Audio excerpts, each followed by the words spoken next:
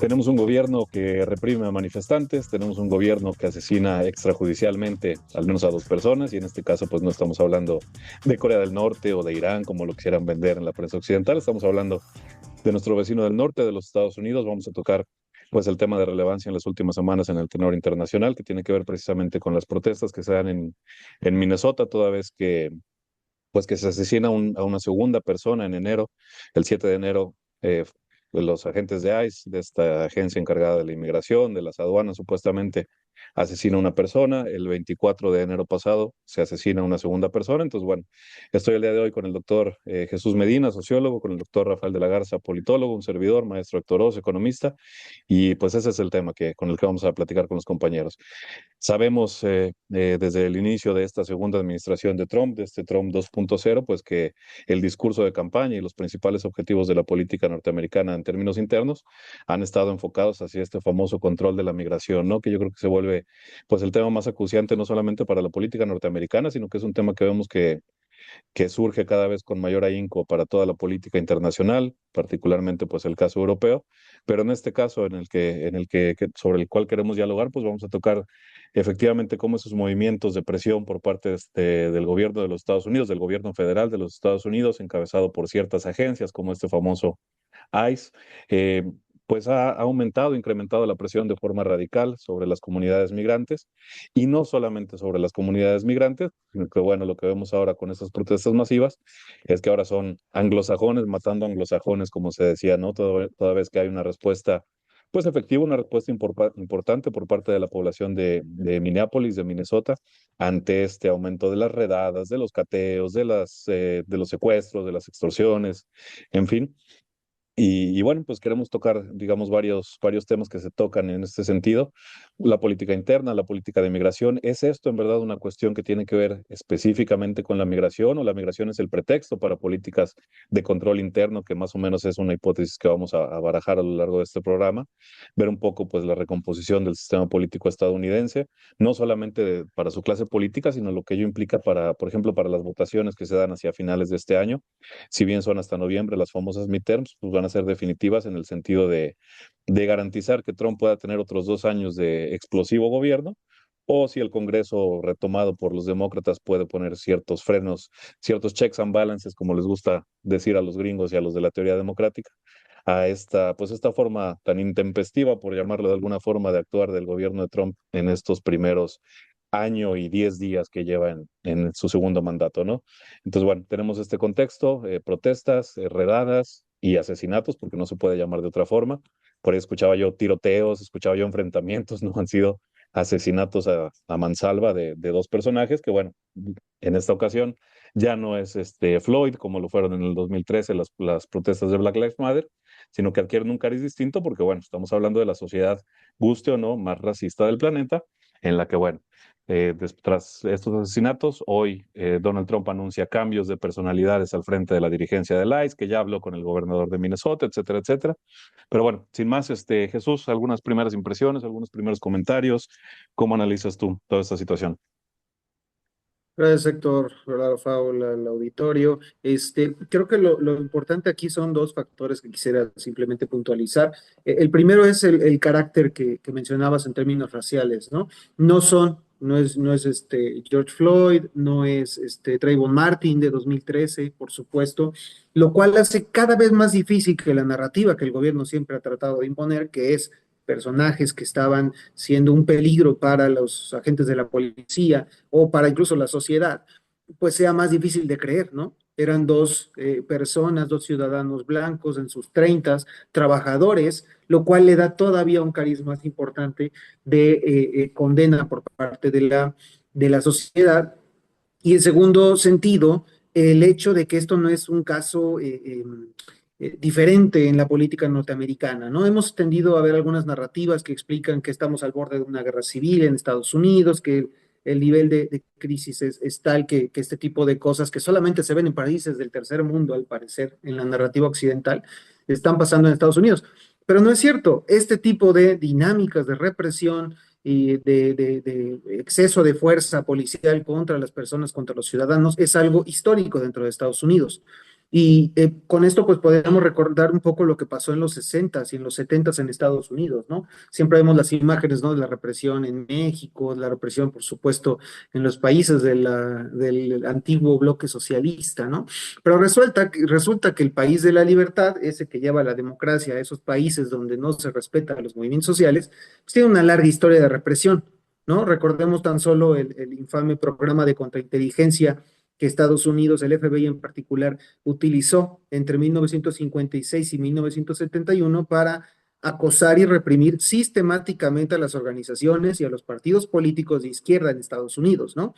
Más allá de todo el proceso del macartismo que descabezó a buena parte del movimiento obrero socialista en Estados Unidos, pues los remanentes fueron destruidos por este plan, ¿no? Estamos hablando de que a los grupos que ellos llamaban Black Extremists, entiéndase el Black Panther Party, o también el Socialist Workers Party y la llamada Nueva Izquierda, fueron víctimas de este acoso por parte de las agencias gubernamentales de Estados Unidos y que llevaron incluso pues a, digamos, asesinatos de líderes muy importantes como está Martin Luther King, Malcolm X, también al acoso del movimiento, al movimiento por los derechos civiles y del movimiento campesino, también liderado por César Chávez, e incluso el asesinato de los líderes de las Panteras Negras, Fred Hampton y Mark Clark en 1969 en Chicago, ¿no? Lo que nos genera toda esta escena es que simplemente estamos viendo, digamos,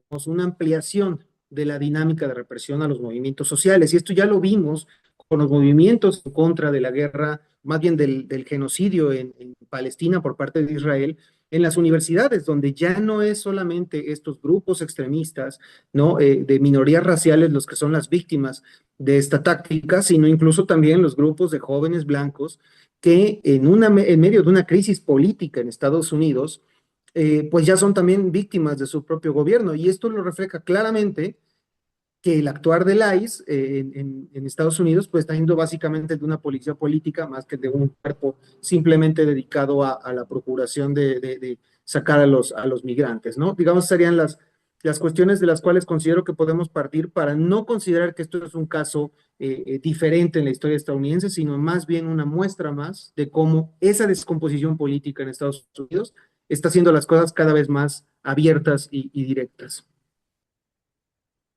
Acuerdo.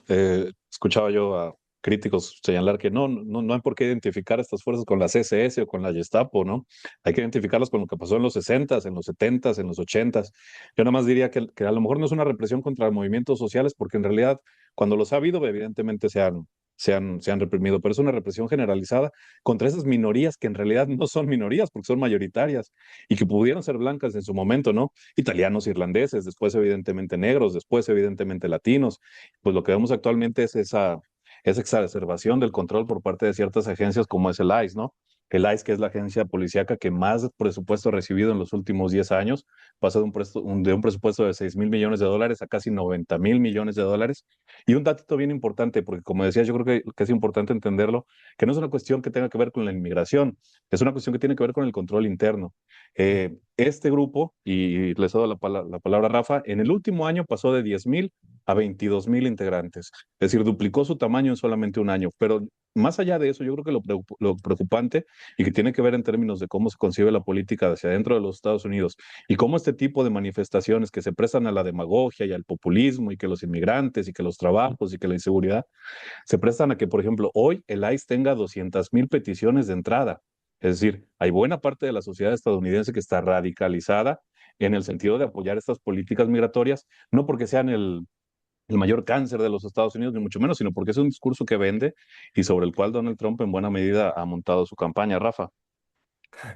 Y un gusto estar aquí y continúo en esta idea antes de iniciar mi participación, bueno, más bien de continuar mi participación, es que en un país donde el desempleo es rampante para jóvenes blancos, veteranos de guerras, sin títulos universitarios o incluso con títulos universitarios, pues es como las chambas aquí en México para la Guardia Nacional, ¿no? Pues es una lana, ¿no?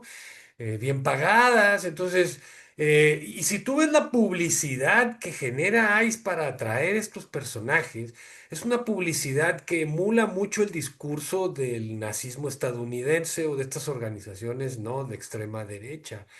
Hablan palabras claves como detengamos la inundación, el flood que le llaman, que es toda esta... Eso no lo inventó los de ICE, eso es lo que usan la extrema derecha, ¿no? Salvemos la patria, recuperemos, pues, son básicamente eslogans que vienen, ¿no? Y que se fortalecen en MAGA. Entonces, no es que sea la mayoría de la población, es una minoría, efectivamente, pero una minoría, sí, que cree que la violencia es la solución a este problema, sí, y que está muy orientada sobre todo desde una perspectiva racista y profundamente discriminatoria, ¿no? Entonces sí, voy de acuerdo con esto. Coincido también em, en la cuestión política, ¿sí? El éxito de Trump cerrando fronteras para la migración es innegable, en buena parte por la ayuda de la 4T, hay que olvidarlo. ¿Sí? Entonces tenemos que ha bajado mucho el cruce de inmigrantes, ¿no?, por la frontera. Eso está documentado, ¿no? Al grado de que incluso las remesas han bajado también. Entonces, eso le dio mucho capital político a Trump, ¿no? Pero al interior, como dice Héctor, de lo que se trata es de polarizar a la población. Se trata de partir en dos, ¿sí? Para no activar y fortalecer la base política y electoral de Trump y fragmentar hasta cierto punto a la oposición, aunque esté del otro lado, ¿no? Que es un poco lo que, vuelvo otra vez a México, lo que pasa aquí, ¿no? Tenemos una cierta polarización, por un lado Morena, sus aliados, y por el otro, pues lo que queda del PRI, del PAN y demás, ¿no? Lo cual hace mucho más manejable. En el caso mexicano habrá que comentar que va más allá del 30% del electorado, pero no mucho más allá. Entonces creo que, en primer lugar, sí, la propuesta de Trump estuviera dirigida a la contención de la migración, pues estarían trabajando sobre todo en Florida y en Texas, que es donde está la mayoría de la población, y California, por supuesto. Pero Florida y Texas están gobernados por republicanos. Entonces ahí no se van a poner a meterse, ¿no? Como ya lo intentaron en Los Ángeles. Pero el caso de Minnesota es muy particular porque tiene una tradición demócrata de tiempo, porque hay traumas generados a partir de la muerte de George Floyd, precisamente, porque además Tim Walz, el gobernador, fue compañero de fórmula de Kamala Harris, a pesar de que, claro, no estamos defendiendo a Tim Walz, cuidado, porque no es precisamente un angelito. ¿Conoce usted algún político que lo sea? Bueno, pues en Estados Unidos tampoco. Entonces, esta idea de polarización, ¿no? Y dirigido a ciudades santuario, que son sobre todo demócratas, ¿sí? Ya pasó en Los Ángeles, en San Francisco también lo intentaron, Nueva York, etc. Dicen, ahora hablan de Maine, Chicago. Pues es básicamente la idea de generar una situación que pueda ser explotable, ¿sí? A partir de una perversión o de una manipulación de la narrativa, como dicen ahora, del discurso, ¿sí? En términos de decir, vean lo que pasa en los estados demócratas. Mire cómo anda la gente en la calle, mire cómo están protestando, mire cómo enfrentan a la autoridad, ¿sí?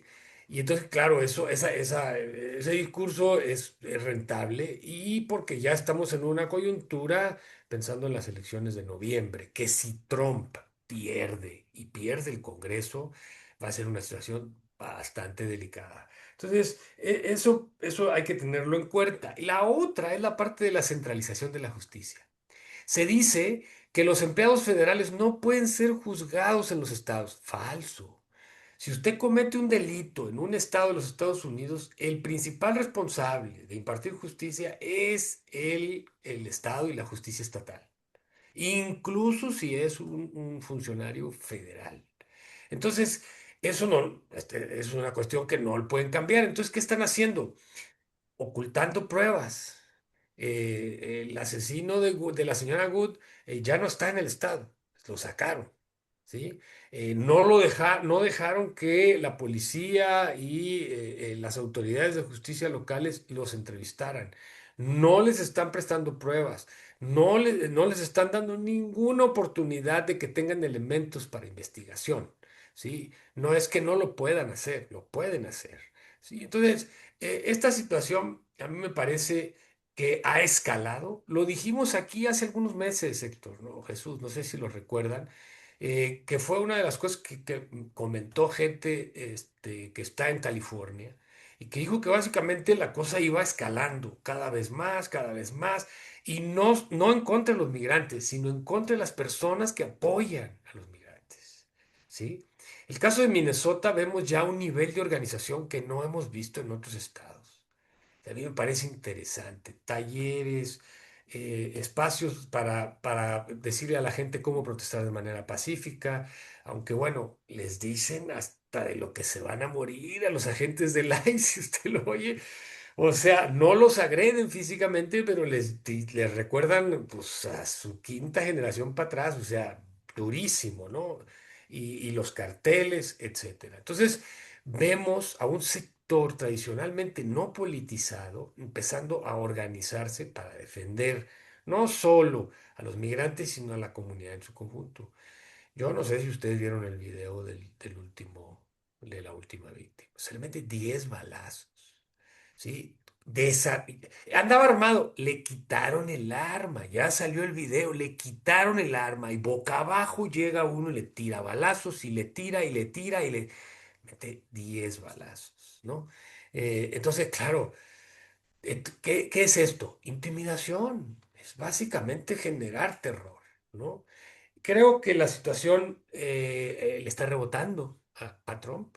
Ya el nazi déjenme lo comparto, porque la verdad no tiene desperdicio. Y conste que no lo publiqué yo, pero mire por ejemplo esta foto. Ahí más o menos va a salir, ¿no? No es de inteligencia artificial, así se viste bovino, ¿no? eh, Bovino, tal como los bovinos, como le llamamos aquí. Este es el señor, sí, el militar de mano dura que llegó básicamente a decirle a la gente, ustedes pueden hacer lo que quieran y si se sienten amenazados, disparen a matar, ¿no? Este es el personaje, ¿no? Que hoy por hoy, pues parece ser que le hacen el relevo, ya lo sacaron, ¿no? Lo que es una de las primeras consecuencias, cosa que no se esperó en el primer día, segundo día, bueno, ya parece ser que lo sacaron, ¿sí? La titular de Home Security, Homeland, ¿no? On security. Nomo, también ya le están arrimando la lumbre, la están empezando a dejar sola, es decir, de alguna manera estamos en una situación de control de daños. ¿Por qué? Porque esto de alguna manera rebotó. ¿Y cómo no va a rebotar? Digo, ¿para qué ver a Netflix y a historias de narcos? Pues si lo puedes ver en vivo, ¿no? ¿Quieres ver cómo matan a alguien 10 balazos tirado abajo? Pues checa el video en Minneapolis. La muerte de esta mujer también, pues es absurda, ¿no? Y luego el discurso de, no, pues este es un terrorista doméstico, imagínense, pues si llegó levantando la pistola, brandishing, no, branding es cuando sacas la pistola y le tiras. Además, y ahí va la contradicción interesante, ¿no es acaso Maga la que defiende, sí, La el segunda derecho a enmienda. portar armas de mano? O sea, pues no la muele. O sea, y entonces resulta que, sí, pero él no puede portar armas. Entonces, no hay ninguna amenaza y hay básicamente una Y lo, ejecución extrajudicial, ¿no? y lo triste es eso, o sea, la narrativa dice, ¿cómo se atreve un protestante a llegar a una manifestación con un arma? Es que, oye, es esperar que te valen. Y bueno, no nos acordamos de enero de 2000, ¿qué? 21 6 de del enero del Capitolio. Ah, no, 2021. porque ellos eran liberadores Claro. y gente que defendía la democracia. Es que es Eh, ridícula la narrativa de los republicanos, pero ojo, los demócratas tampoco se quedan atrás, porque es que todos, ambos bandos quieren sacar raja política de esto. sí, Y un ejemplo claro es que este Tim Walz, el gobernador de Minnesota, es igual de impresentable que todos los demás, en el sentido de que está inmerso en todo el fraude vinculado a los programas sociales con un desvío de cerca de 250 millones de dólares, donde están tratando de culpar a las minorías, en este caso a la minoría migrante somalí, diciendo que son ellos los que lo hacen. Yo no sé en qué país del tercer mundo se roban 250 millones de dólares un grupo de migrantes sin que el gobierno no se dé cuenta. ¿Estamos en México acaso o de qué se trata esto? ¿No? Entonces, no es un error del sistema perdón por la interrupción, pero bueno, lo planteo así, es que esto siembra el entorno perfecto en caso de que en noviembre Trump logre una elección positiva, siembra el terreno perfecto para el ataque completo a todas estas victorias sociales en Estados Unidos que son vinculadas al ala woke de la política en Estados Unidos. Y esos son los programas sociales, porque qué mejor manera para Trump de decir los demócratas son unos inútiles y esta visión del gobierno está arruinando al país con un caso como este, ¿no? Y con un entorno, como decía Rafael, de crisis, donde ambos bandos echan la culpa de ser quienes, de quién es el que provoca toda esta crisis, ¿no? Entonces creo que aquí, y con esto terminaría, lo importante es que todo este entorno de violencia y de exacerbación política de ambos bandos, a lo único que refuerza es, más allá de los partidos, es a la estructura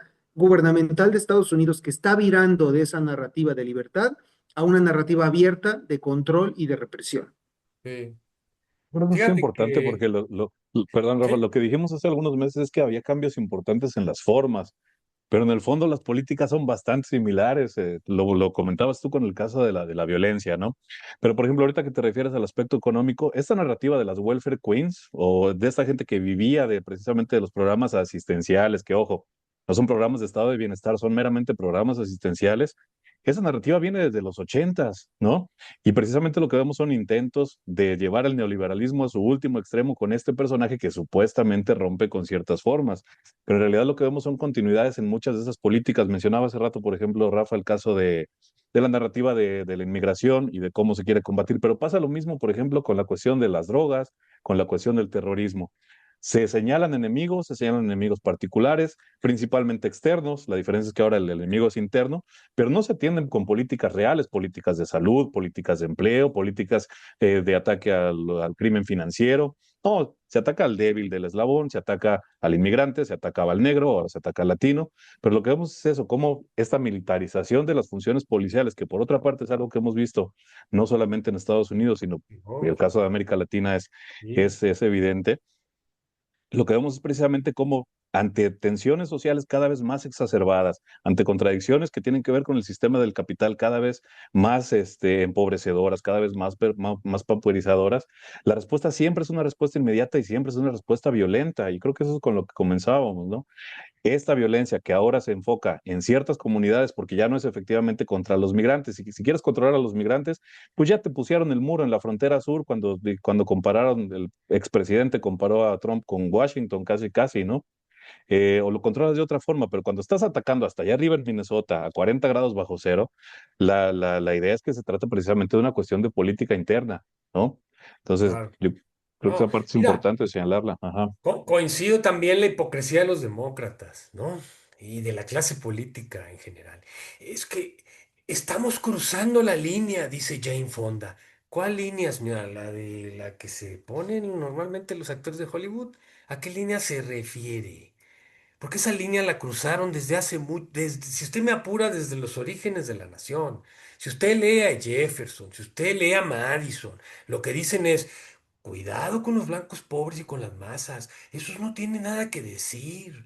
Y es a esos precisamente a los que están atacando. Un enfermero, no era un potentado de Wall Street. No era un gran empresario, ¿no? Como Elon Musk, no, era un enfermero de, ¿no? De esta clase media pauperizada estadounidense, endeudada hasta la médula, ¿no? Entonces, esto no es nuevo, no estamos cruzando no es, lo hablabas con las Panteras Negras, lo hablamos con Sacco y Vanzetti, o sea, si usted le da para atrás, se va a encontrar una y otra vez en situaciones de crisis, cuando hay una crisis en la clase dominante, porque estamos viendo una división en la clase dominante. Y usted sabe muy bien que cuando se pelean los de abajo, pues salen la nota roja. Pero cuando se pelean los de arriba, llega a guerras civiles, puede llegar hasta guerras civiles. Y eso es lo que estamos viendo. Lo que estamos viendo es que una fracción de la burguesía, que es las tecnócratas, los que están con la tecnología, los que asistieron a la inauguración del segundo gobierno de Trump, ¿no? Bezos, Musk, Zuckerberg y esos no son toda la burguesía, son los recién llegados. No son old money, como le dicen, dinero viejo. No, son los recién llegados que se están comiendo el mercado, incluso al financiero, a Wall Street.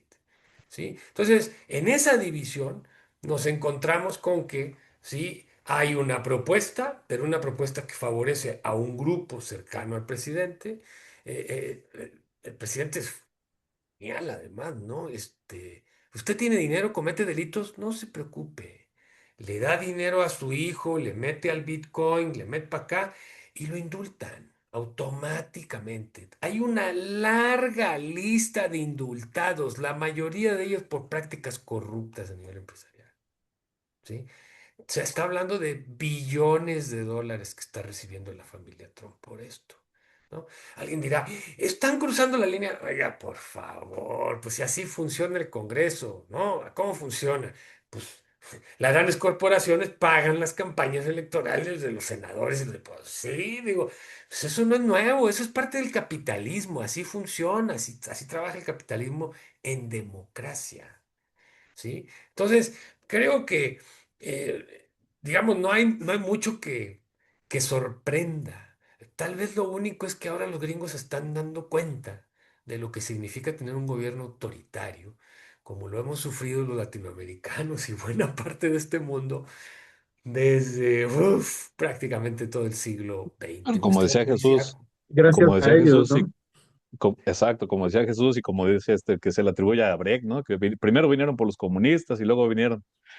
Esa historia de represión, Esto. mira, ahorita me llamó la atención y busqué rapidito, en el 92, la represión de los movimientos del 92 en Los Ángeles, el alcalde era negro y el alcalde era demócrata, y es precisamente quien reprime. Entonces, como decimos, esta es una cuestión sistemática, la cuestión de la violencia en los Estados Unidos es sistemática. Ahora, que si se exacerba en ciertos momentos, pues no cabe la menor duda, y sobre todo en momentos en los que, como decía Rafa, pues aquí la cuestión clave es la cuestión de la polarización, ¿no? Y ojo, polarización pensada en los réditos electorales que pueda tener, ¿sí? Porque a lo mejor Minnesota, ¿por quién cree que va a votar en las siguientes elecciones? ¿Por los demócratas o los republicanos? Es evidente, pero ese voto estaba perdido para Trump independientemente de esto. Ahora, puede remover conciencias de los estados profundos del centro de los Estados Unidos para decir, es que Donald Trump sí tiene mano dura, es que Donald Trump sí actúa ante una sociedad que estamos perdiendo en contra de los inmigrantes, un discurso a la tipo Bukele. Y ese yo creo que es la apuesta política a mediano plazo, ¿no? Bueno, corto plazo, antes de noviembre. No, perdón, no se necesitan mayorías para implantar una dictadura, un estado autoritario. No, si usted revisa la historia, son minorías. Y voy a usar el ejemplo de Hitler. Pues Hitler ganó por menos de una tercera parte de los votos. La mayoría de los alemanes lo veía, ¿no? Con distancia, ¿no? Pero había un sector, sí, minoritario, pero importante, más una alianza con grandes capitales como los Krupp y otros, Bayern y demás, pues que generaron esta tormenta perfecta, ¿no? Entonces, Pero fíjate que yo ahí coincido con Jesús en que no podemos resaltar la excepcionalidad de Trump. O sea, esto es una cuestión sistemática y no, el autoritarismo gringo es de cuño y es el histórico. por Chucho. supuesto es un fenómeno, Pero creo que, eh, sí, sí, no, pero creo que, o sea, a ver, hay un punto en términos de una minoría decidida, pero que sí termina convenciendo a ciertos sectores, sobre todo reactivos ante un entorno que está cambiando y que no les favorece. Yo estaba, digo, tal vez una comparación un tanto jalada de los pelos, pero cuando Marx habla justamente de la reconstrucción del imperio francés, ¿no? Con este sobrino ilegítimo de Napoleón, de lo que habla es una reacción en términos de que es un pobre chiste de emperador que se apoyan no en los sectores más avanzados, sino en los más atrasados, que son los campesinos, que están hartos de la aristocracia financiera, que los está destrozando y que buscan una forma de volver a los viejos buenos tiempos, ¿no? Un En chivo ese sentido, yo creo expiatorio. que Trump se apoya justamente, como todos los buenos dictadores, de una buena parte de esa población, de esas masas que reaccionan ante un cambio y que ven cómo la tecnología y toda la política woke de los demócratas les están comiendo el mandado y entonces el sueño americano que nunca existió, para ellos tal vez un poco, pues ahora desapareció y tiene que ver, y con eso termino, con una frase muy bonita que me gustó de una comediante estadounidense que dijo, si no fuera por las historias de los tiroteos en las escuelas, el resto del mundo pensaría que no tenemos escuelas, de lo ignorantes que son los estadounidenses. Y es que lo lamento, pero genuinamente es un chiste eso de que las universidades estadounidenses generan, no es cierto. Los estadounidenses son profundamente ignorantes, no todos, por supuesto, pero una buena parte de su población lo son, por una educación que los ha instruido en creer que son el centro del mundo y que ahí nunca hubo violencia y todo fue democracia y ponerse de acuerdo, Bueno, cuando nunca fue así. en Oye, y general yo las continúo. poblaciones, Yo en continúo gen- en ese tenor y les hago una pregunta nada más, porque decían, si los de MAGA fueran una población educada, serían comunistas, porque sus demandas son precisamente las que tienen que ver con el socialismo. Pero bueno, una pregunta para ustedes que son los expertos en movimientos sociales y por cambiar un poquito, pues el sentido pensando en lo que se pudiera construir a partir de esas protestas que efectivamente existan. Creo que hasta donde yo entiendo, Estados Unidos tiene esta tradición más de movimientos sociales a lo latinoamericano, de esto que se llamaba los grassroots movements, ¿no? Que tiene que ver un poco con esto que decía Rafa, de construir comunidad, de que si se sacan los silbatos para avisar cuando viene es que si se dan talleres. Pues bueno, se puede pensar un poquito en formas distintas de hacer política para el gringo en los próximos años. eh, eh, hombre, eh, pues mira, creo que a partir de Occupy Wall Street, ¿no? La crisis de 2008 y todo, pero recordemos que el macartismo acabó con buena parte de la izquierda estadounidense, los hicieron pedazos. Y luego, justo cuando estaba levantando el movimiento por los derechos civiles, matan a Malcolm X, matan a Martin Luther King, que por cierto se celebró se le recordó hace algunos días. Matan a las panteras negras de una manera, o sea, incluso matan a un presidente que tenía ciertas veleidades progresistas. O sea, el sistema se retrotrae y después viene Reagan y tan tan. Entonces, viene que este comprar a la gente a través del consumismo exagerado, ¿no? Que despolitiza tremendamente. Y no fue hasta Black Lives Matter y todo lo que viene después. Y Israel, hay que tomar en cuenta también que el conflicto israelí, sobre todo con la invasión, ya saben a dónde ustedes, no lo voy a decir para que no nos... ¿No? Generó entre los estudiantes universitarios que aparentemente fueron derrotados. ¿Cuántos de esos estudiantes universitarios están hoy en la calle en Minnesota y en otros lugares? Es una buena pregunta porque yo veo mucha gente joven, a pesar de que también veo padres de familia, ex veteranos, trabajadores que dicen, yo no soy ni demócrata ni republicano, pero es que esto no puede, o sea, una serie de cosas que yo no veo un movimiento social nacional en este momento todavía. ¿Sí? Veo movimientos locales que se están fortaleciendo gracias a la represión.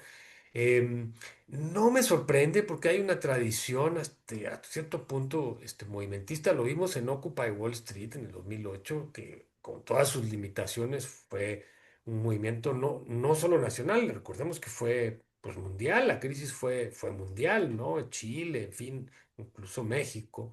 España, etcétera, tuvieron una serie de movimientos. Yo no los veo como los movimientos sociales tradicionales o los movimientos o los nuevos movimientos sociales, por decirlo de alguna manera, ¿no? Pero sí veo comunidades que se están empezando a repolitizar, a reorganizar e incluso a criticar a ambos lados. Porque antes lo que pasaba era, no, pues me voy para los republicanos, me voy con los demócratas o al revés. Ahora vemos gente que no quiere saber de esto, a pesar de que todavía estos son los partidos. Aquí hemos hablado de la crisis. Nada más déjeme terminar con un detallito que dijo ahí Jesús que me llamó la atención. ¿No les suena, y volviendo a lo del el sobrino del tío, ¿no les parece medio bonapartista el asunto? en un sentido de un personaje que se eleva, ¿no? Y que gobierna por decreto y con violencia. Bueno, déjenme decirles que un gran teórico marxista, Domenico Losordo, tiene un trabajo sobre democracia o bonapartismo. Y cuando empieza a analizar la propuesta desde el inicio en Estados Unidos, porque tendemos a pensar que el bonapartismo surge en Europa. No, de acuerdo con lo sordo, surge en Estados Unidos con los padres fundadores.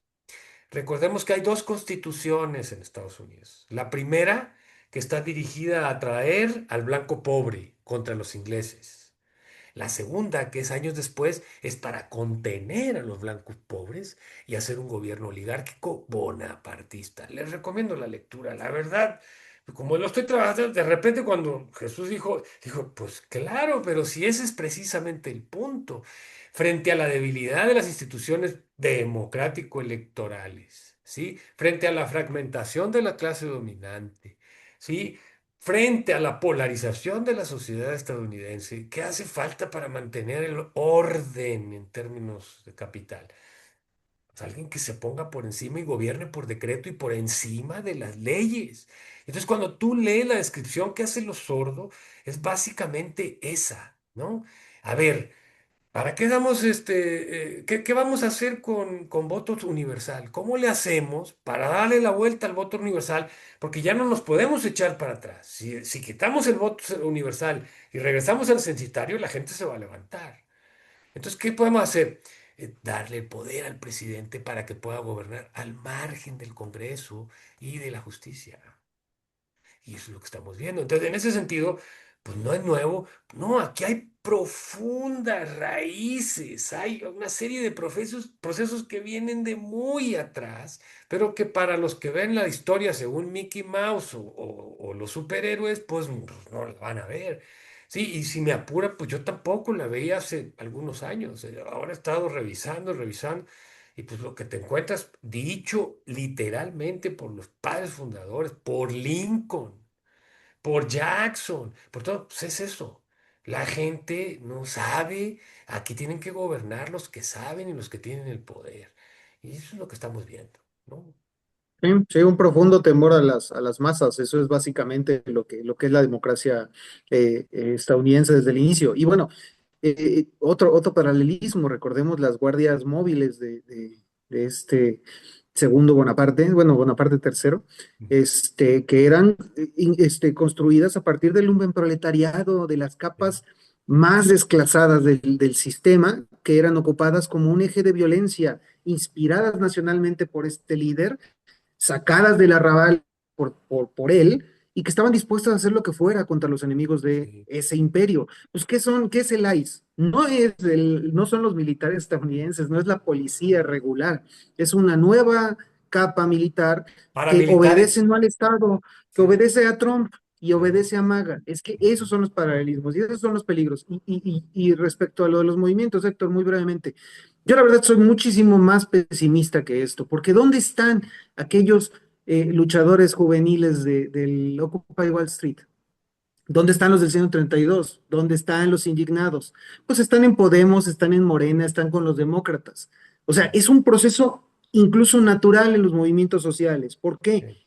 Porque por más que queramos siempre pensar al margen de las instituciones, en los países modernos, en las naciones modernas, es imposible hacer cambios desde fuera. Ok, entonces vamos a hacer una guerra, van a hacer una guerra civil en Estados Unidos, se van a alzar en armas y van a romper el sistema bipartidista. Si no son capaces de crear un tercer partido en el país de la democracia, viven a partir de dos partidos y si quieres hacer política te metes uno de los dos y se acabó. Entonces yo siento que va a ser una nueva explosión de movilización social, no sé hasta qué límite se vaya a llegar, va a dejar profundas raíces biográficas, culturales, una población comprometida, de talleres, de ACs y ONGs, y lamentablemente siento que ahí se va a quedar, porque la marcha que políticamente Estados Unidos lleva hacia descararse del todo en su faceta violenta, incluso internamente, creo que ya nadie la para. Y Sí, menos en un mundo en el que se está dando un reacomodo y en el que esa potencia, la única alternativa que tiene para sobrevivir más o menos, es controlar su país pues, con la mano de hierro que necesita. digo, y la verdad, No sé si a ustedes les parece, pero yo ya con esto cierro. Esto me recuerda a esa región que no puedo decir porque si no el algoritmo nos regaña.